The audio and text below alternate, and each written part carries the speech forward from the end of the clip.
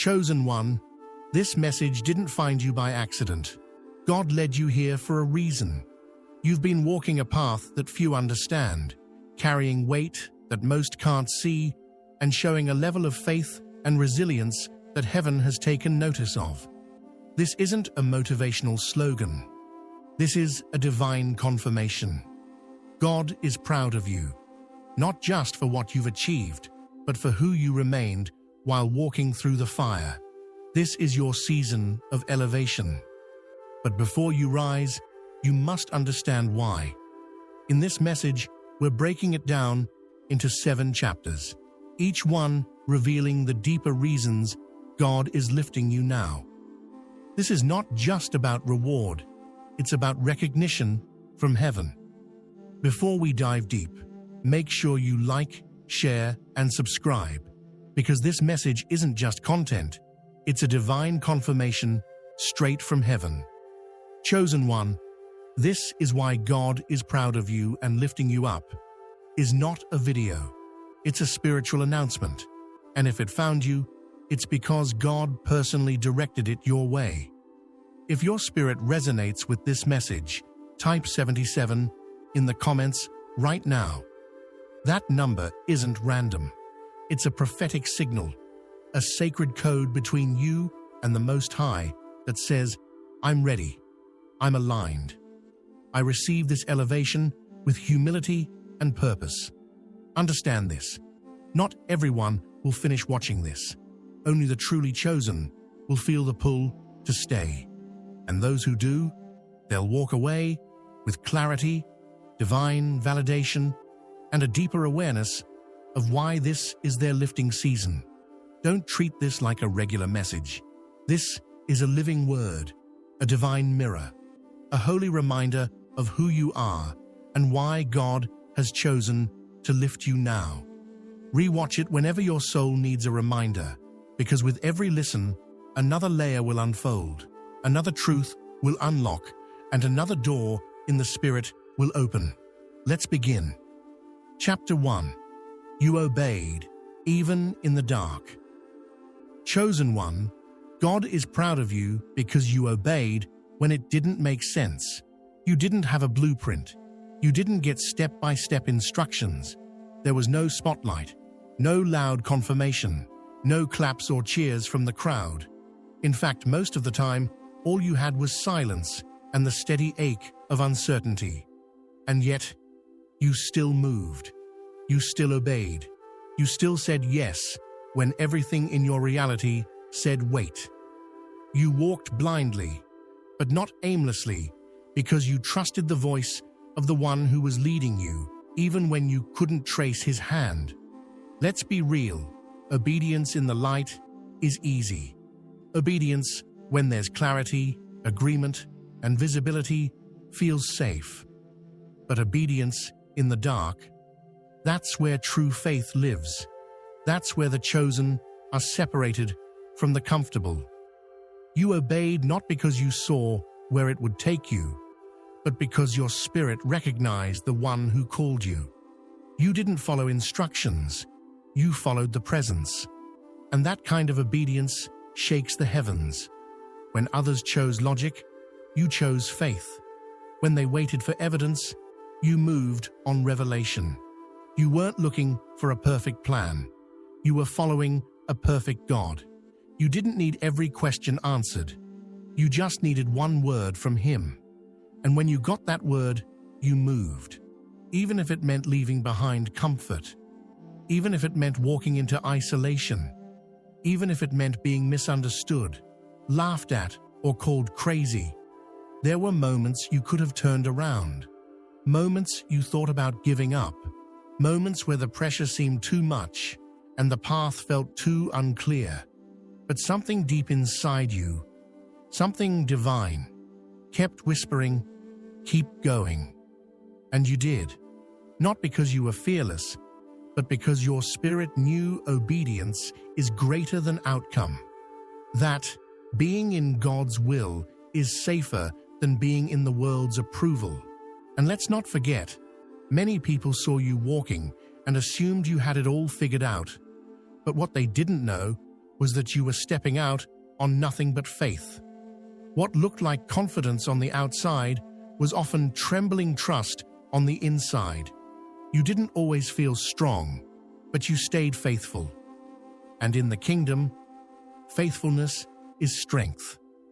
Chosen one, God saw every step you took in the dark, every private sacrifice, every secret yes, every quiet moment where you chose to believe anyway. That kind of obedience doesn't go unnoticed. In fact, it's the very reason He's lifting you now. You've shown heaven that you don't just follow God for blessings. You follow Him because of love, trust, and covenant. And that is the heart posture He rewards. You obeyed when it was hard. You obeyed when you were hurt. You obeyed when it didn't benefit you. And that obedience planted something powerful in the spiritual realm, a seed of unshakable faith, a seed that's now bearing fruit. This season of elevation, it's not just a blessing, it's a result. It's the visible manifestation of what you planted in the invisible. God is lifting you because you proved you could walk without seeing. You could trust without answers. You could move without validation. Chosen one, your obedience in the dark has qualified you for promotion in the light. You didn't take shortcuts. You didn't compromise. You didn't manufacture your moment. You waited on it. And now, heaven is not just proud. Heaven is responding. Chapter 2. You held on when it felt like God went silent. Chosen one, there were seasons you didn't just walk through, you survived them. Long nights with no answers. Silent mornings where heaven felt 1,000,000 miles away. You cried out, but the only thing that came back was echo. You pleaded for direction, but all you received was stillness. It was in those moments where God seemed silent that your faith was tested the most. And yet, you held on. There were nights you cried yourself to sleep, wondering, did God forget me? You looked at your life and thought, this doesn't look like the promise. You saw others being blessed while you were still waiting. You watched doors open for people who didn't even acknowledge God, while you, His faithful one, remained in the hallway. The silence wasn't just quiet. It was painful.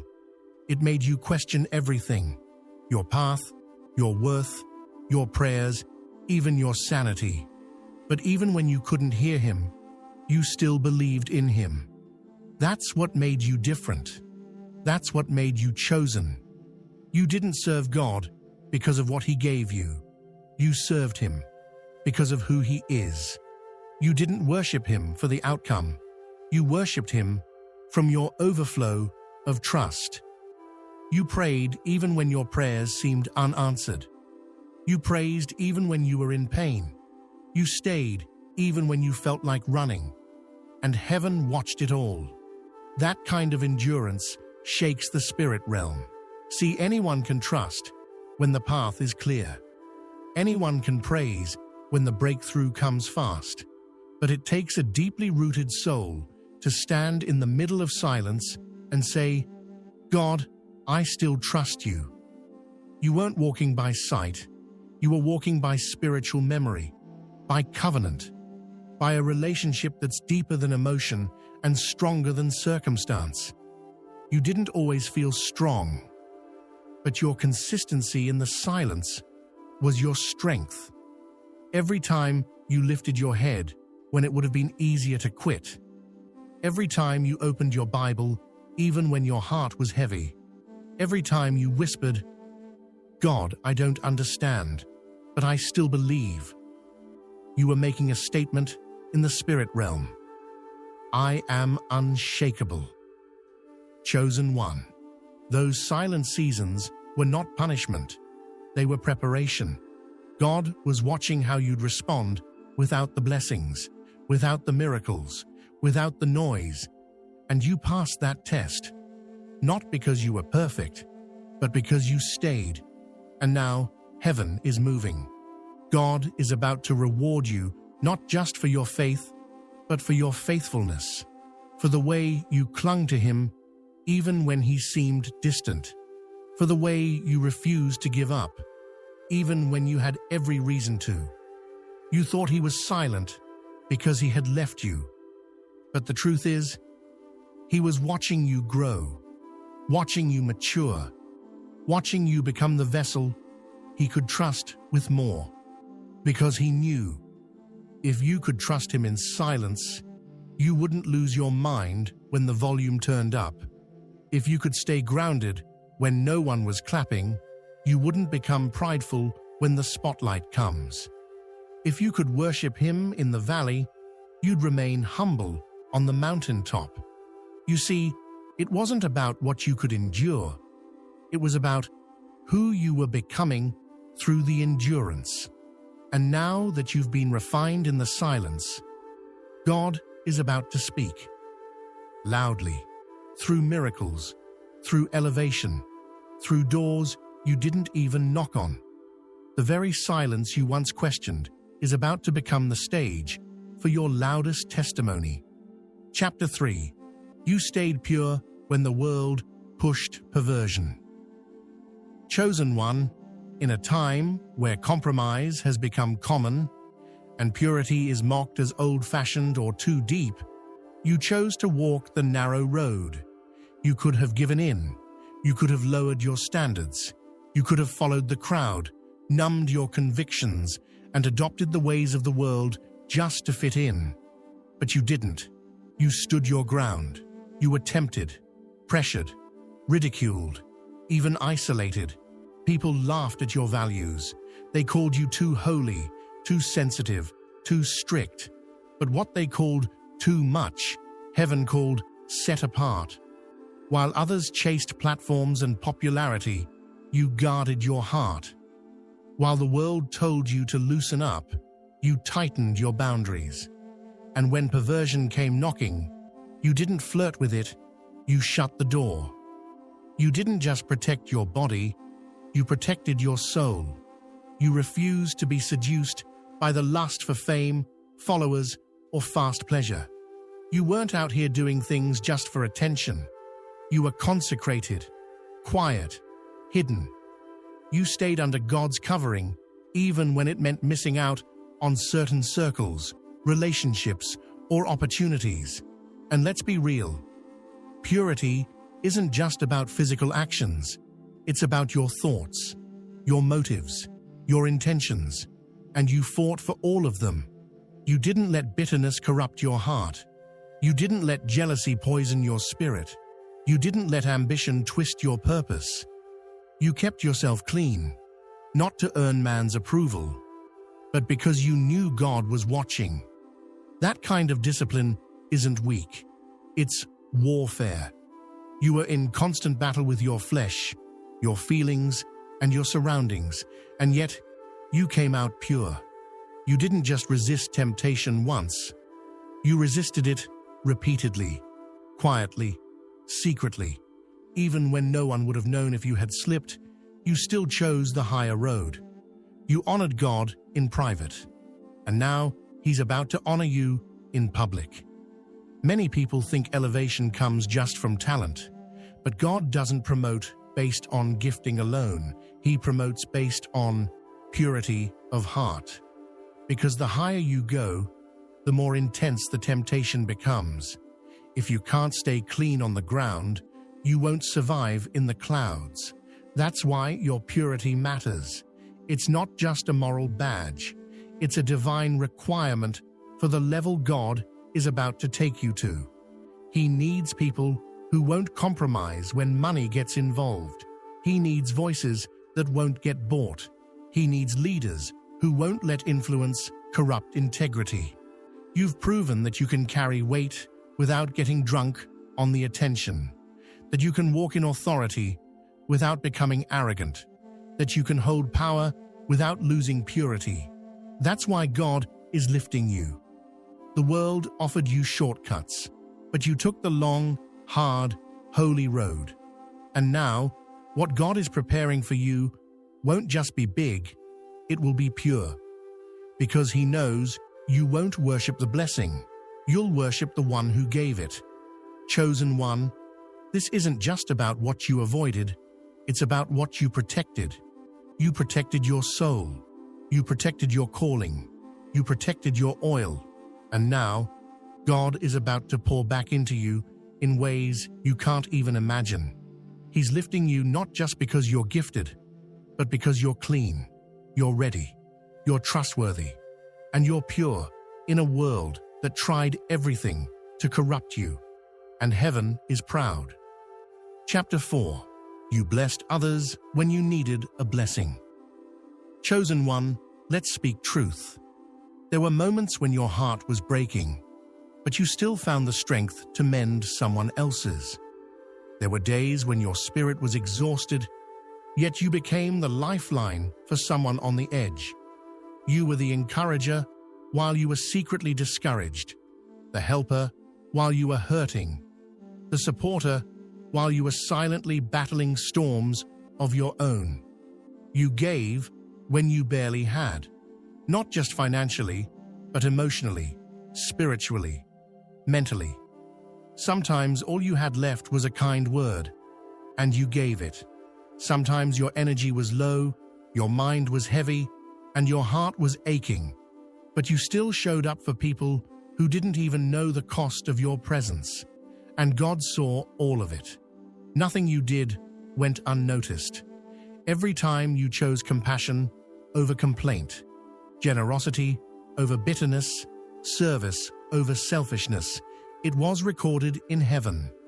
While people clapped for those who performed loudly, God smiled at your quiet obedience. You weren't performing, you were pouring. And even when no one poured back into you, you still didn't stop. That's not weakness, that's spiritual strength. That's kingdom character. You weren't just doing good deeds, you were sowing seeds. Seeds of compassion, seeds of mercy, seeds of unshakable love, seeds of faith, seeds of intercession, seeds that were planted not in fertile, easy ground, but in hard seasons, dry places, and weary moments. Chosen one, you became a well for others while you were thirsty yourself. You were light in dark rooms, joy in heavy spaces, peace in chaotic storms. And the truth is, you didn't have to. You could have shut down. You could have become bitter. You could have decided, since no one's helping me, I won't help anyone else. But you didn't. You kept giving. You kept loving. You kept showing up. That's why this blessing that's coming is different. It's not a random breakthrough. It's a harvest. You're not being blessed because you asked. You're being blessed because you became a blessing. You made heaven's priorities your own.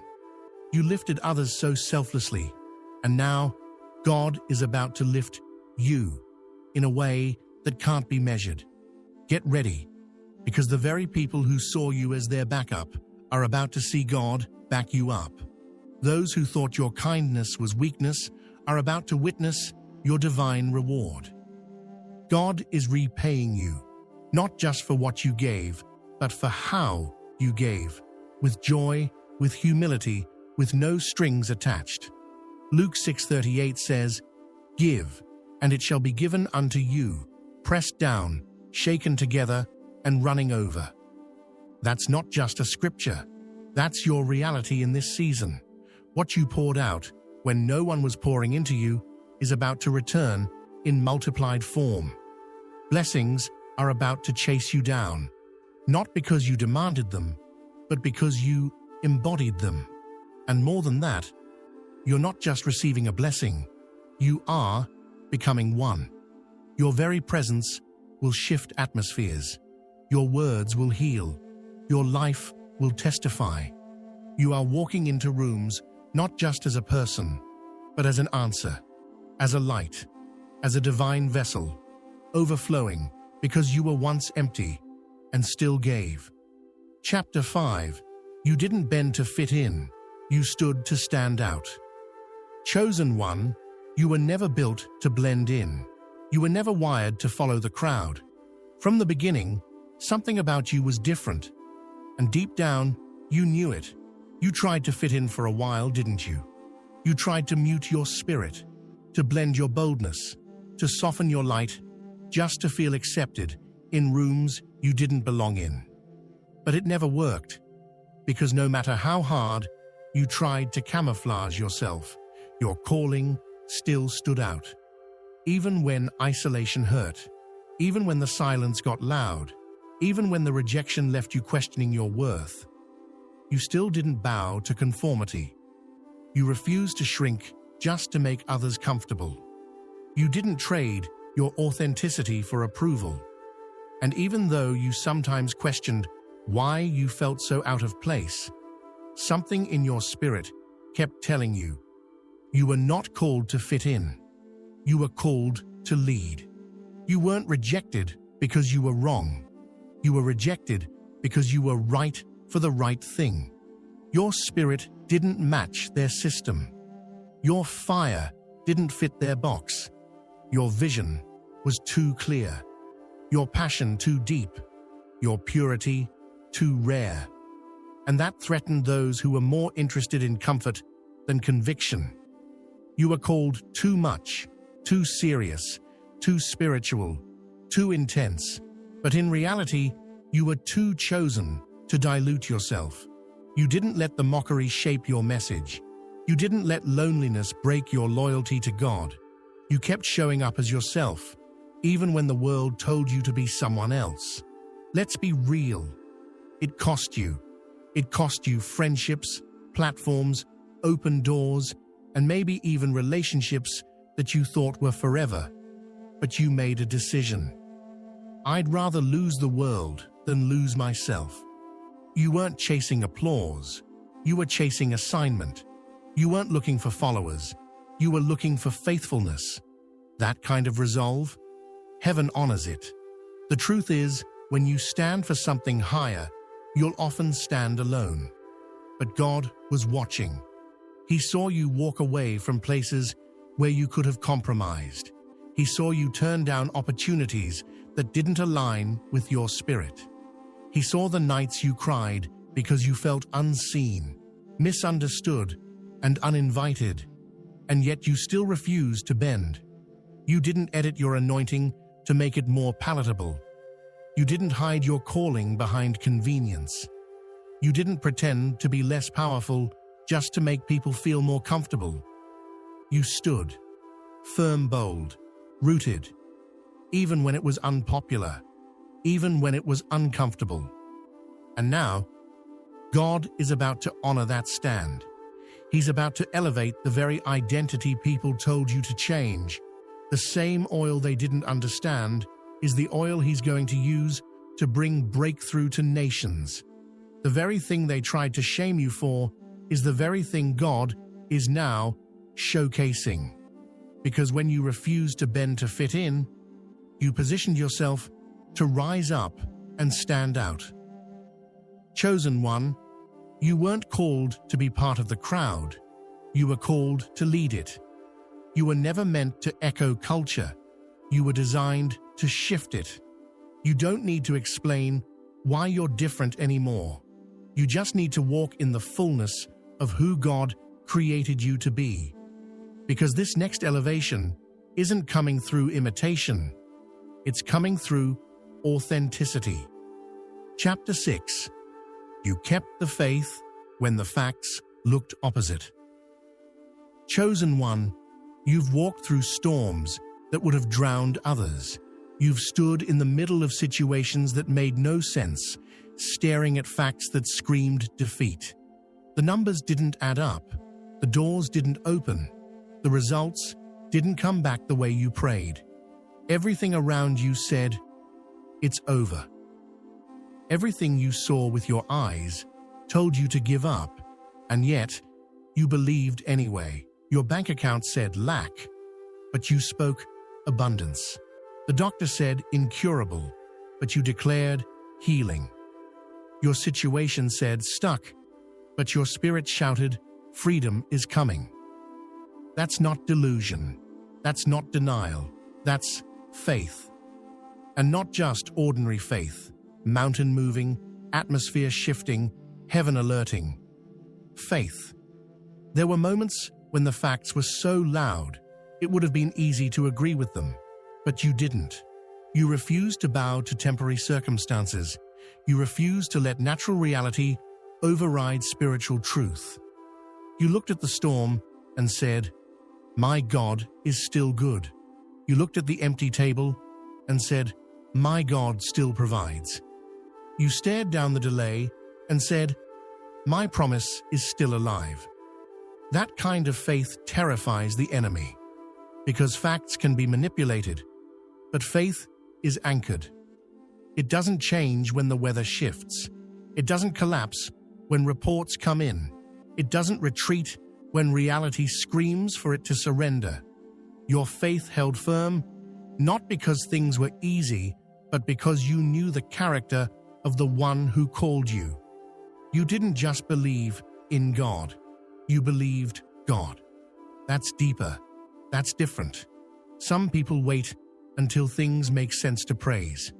But you praised in the wilderness. Some wait until the blessing shows up to believe. But you believed before. The miracle even had a pulse. Some only trust when the situation is under control. But you trusted while everything around you was falling apart. And heaven never forgot it. Every time the enemy brought you proof that it wouldn't happen, you responded with a promise. Every time your circumstances gave you evidence of failure, you countered with scripture. You didn't let the devil's facts override God's faithfulness. What you didn't see is that while you were speaking faith on earth, heaven was dispatching angels. While you were declaring victory in a valley, the spirit realm was being shaken. Because true faith doesn't just survive a test, it activates heaven. It opens doors no man can shut. It sets miracles in motion. And that's exactly what your faith has done. This is not just about what you endured. It's about what you believed while you endured it. You didn't wait for the manifestation to move like it was already done. You carried yourself like it was finished, because in the spirit, it was. Chapter 7. You stayed humble when you could have flexed. Chosen one, you had every right to defend yourself.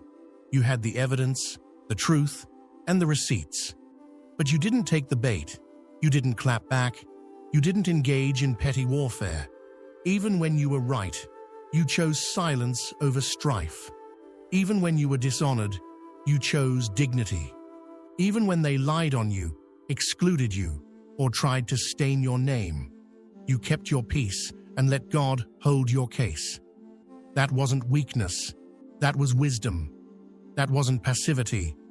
That was power under control. You took the low road, not because you lacked strength, but because you had spiritual maturity. You understood something most people don't, that vindication doesn't come from fighting battles in the flesh. It comes from letting heaven speak on your behalf. You could have flexed. You could have bragged. You could have tried to prove everyone wrong when the tables turned. But instead, you stayed low, stayed quiet, and stayed faithful. You didn't chase the spotlight. You stayed hidden until God said, "Now." You didn't use your wins to shame others. You used your wins to glorify God. That's why this next season of elevation is unstoppable, because it's not based on self-promotion. It's rooted in divine timing. Your humility in private has prepared you for honor in public. You've proven that your character is rooted, not rented, that your heart is submitted, not self-centered. You've shown God that He can trust you with more, and you won't let it change who you are, that you can be lifted without becoming prideful, that you can be praised without losing your posture. And here's the truth. Heaven always exalts the humble. That's a spiritual law. It can't be skipped. It can't be broken. When you stay low, God lifts you high. When you don't seek a throne, He gives you one. When you don't fight for a seat at the table, He prepares one in the presence of your enemies. Chosen one, you are about to be undeniable proof of this principle. The promotion that's coming won't be the result of connections, networks, or manipulation. It will be the direct result of your humility. The doors that are about to open will not come from the hand of man. They will come from the hand of God. Because while others were focused on image, you were focused on integrity. While they were chasing clout, you were chasing character. While they were trying to be seen, you were being shaped. And now that God has seen your heart, He's about to showcase your harvest. You stayed humble when you could have flexed. You stayed silent when you could have snapped. You stayed gracious when you could have gloated. And because of that, this elevation will be pure, permanent, and powerful.